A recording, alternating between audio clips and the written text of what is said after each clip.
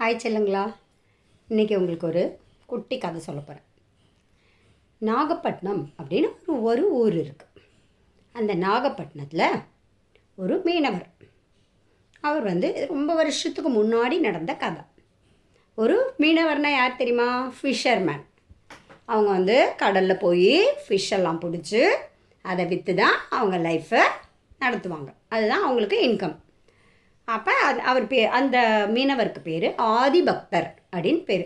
ஆதிபட்டர் அப்படின்னு சொல்லுவாங்க, ஆதிபத்தர்னு சொல்லுவாங்க. ஓகே, அவருக்கு 3 நேம்: ஆதிபத்தர், ஆதிபக்தர், ஆதிபட்டர்.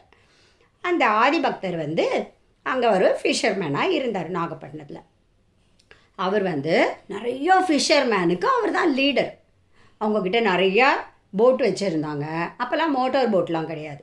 போட் எடுத்துகிட்டு அப்படியே ஓட்டின்னு போய் ரோ பண்ணிட்டு போய் கடலில் போய் ஃபிஷ் பிடிப்பாங்க. ஃபிஷ் பிடிச்சி ஈவினிங் எடுத்துகிட்டு வருவாங்க. ஊருக்கு எடுத்துகிட்டு வந்து அதை சேல் பண்ணுவாங்க. ஆனால் அந்த ஆதிபக்தருக்கு ஒரு பழக்கம் இருந்தது. எப்போ ஃபிஷ் பிடிச்சாலும் ஃபஸ்ட்டு பிடிக்கிற ஃபிஷ்ஷை ஓம் நம சிவாயன்னு சொல்லிட்டு கடல்லையே போட்டுடுவார். அது சுவாமிக்காக அப்படின்னு சொல்லிட்டு கொடுத்துருவார். அந்த மாதிரி அவர் ரொம்ப வருஷம் அப்படியே தான் பண்ணிக்கிட்டு இருந்தார். அப்படி இருக்கிறச்சே இப்படியே அவரோட லைஃப் ஓடிக்கிட்டு இருக்கிறச்சே என்ன ஆகிடுச்சு, கடலில் ஃபிஷ்ஷோட எண்ணிக்கை ரொம்ப குறைஞ்சி போயிடுது. என்ன ரீசன்னே தெரியல.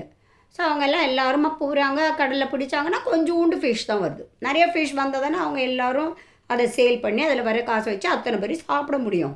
ஆனால் கொஞ்சோண்டு ஃபிஷ்ஷு தான் டெய்லி வந்துக்கிட்டு இருக்கு.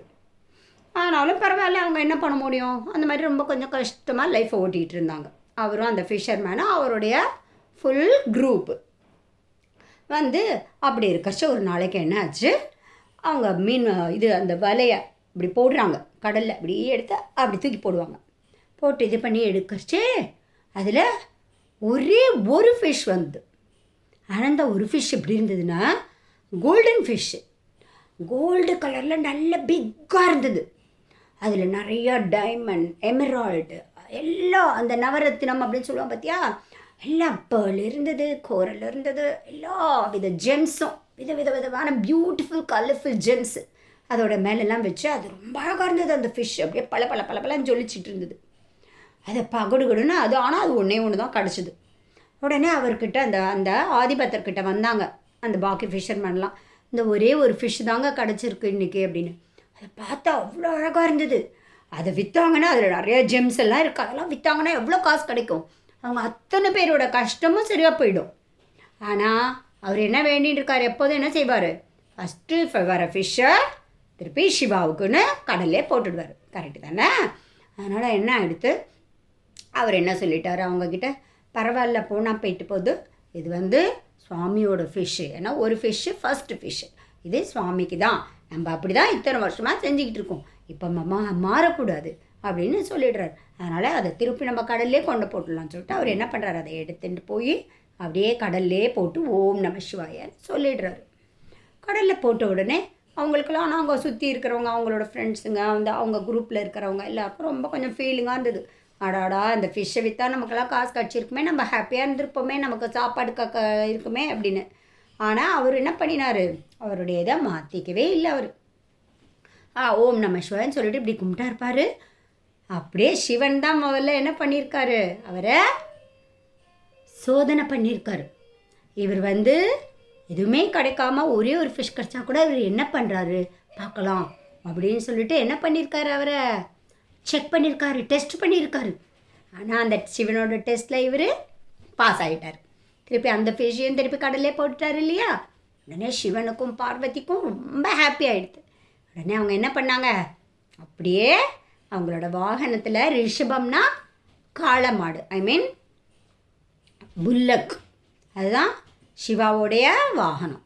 அந்த ரிஷப வாகனத்தில் சுவாமியும் அம்பாளும் உட்காந்துட்டு அப்படியே என்ன பண்ணினாங்க, அவரை ஆதிபக்தரை ப்ளஸ் பண்ணினாங்க. ப்ளஸ் பண்ணி நீங்கள் நல்லா இருக்கணும், உங்களுக்கு நேராக கைலாசத்தில் உங்களுக்கு பிளேஸ் கொடுக்குறோம் அப்படின்னு சொல்லிட்டு அவருக்கு ப்ளஸ் பண்ணி அவரை அவங்க கூடவே அழைச்சின்னு போயிட்டாங்க. அந்த ஊர் ஜனங்களுக்கெல்லாம் அப்படியே ஆச்சரியமாக போயிடுது. ஆஹா அப்படின்னு சொல்லிட்டு உடனே எல்லாரும் அப்படியே அந்த ஆதிபக்தரையும் வணங்கினாங்க, சிவா உமாச்சியையும் வணங்கினாங்க. வணங்கிட்டு இன்றைக்கு கூட நாகப்பட்டினத்தில் இன்றைக்கி கூட என்ன ஆகும், அங்கே வந்து உற்சவம் நடத்துவாங்க, வருஷம் ஒரு ஃபங்க்ஷன் நடக்கும். அது எப்படின்னா கோல்டு ஃபிஷ்ஷை பிடிக்கிற ஃபங்க்ஷன் அப்படின்னு ஒரு ஃபங்க்ஷன் நடத்துகிறாங்க. இன்றைக்கும் நாகப்பட்டினத்தில் அங்கே இருக்கிற சிவா கோவிலில் அந்த ஃபங்க்ஷன் நடத்துகிறாங்க. அதை எனாக்ட் பண்ணுறாங்க. அது மாதிரி ஒரு கோல்டு ஃபிஷ் பிடிக்கிற மாதிரி அதை கடலில் போடுற மாதிரி அவங்க அதை திருப்பி நடிக்கிறாங்க. அதை ஒரு ஃபங்க்ஷனாக செலிப்ரேட் பண்ணுறாங்க. அதேமாரி அந்த ஊரில் நாகப்பட்டினத்தில் ஃபிஷர்மேன் பீப்புளில் யாராவது டெத் ஆகிட்டா கூட என்ன பண்ணுவாங்க, அவங்கள வந்து அந்த டெட் பாடியை எடுத்துகிட்டு வந்து அந்த சிவன் கோவில் வாசலில் போட்டு சிவன்கிட்ட வந்து பிளெஸ்ஸிங் வாங்கிட்டு தான் எடுத்துன்னு போவாங்க. நல்லா இருக்குல்ல இந்த கதை. ஆனால் நம்ம என்ன செய்யணும், கஷ்டம் வந்தால் கூட நம்ம வாக்கு கொடுக்குறோம், ஒரு ப்ராமிஸ் பண்ணினோன்னா என்ன பண்ணணும், அந்த ப்ராமிஸை நம்ம ஆல்வேஸ் காப்பாற்றணும். ஓகேவா?